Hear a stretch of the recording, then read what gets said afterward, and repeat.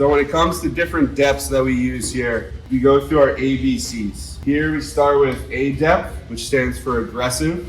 That's when our feet are completely in the white paint. We get out to aggressive depth when a rush or a breakaway starts. We're trying to grab as much distance as possible. When it comes to base depth, this is where we're operating about 80% of the time.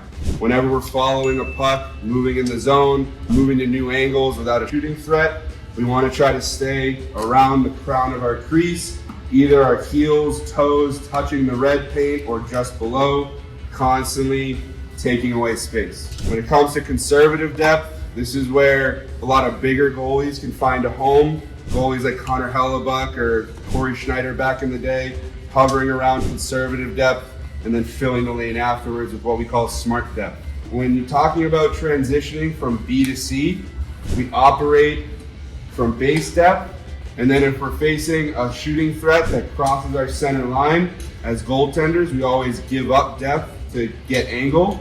So if we're here, we're starting at base depth, and we move through to conservative depth to get an effective angle to make an effective save.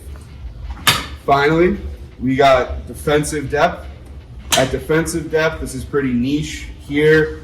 Only want to end up in defensive depth if the puck is already being battled for in a scrum here in our crease. We want to cover the goal line, making sure nothing's getting by us, or we're in defensive depth when we're on our post or operating from a puck behind the net.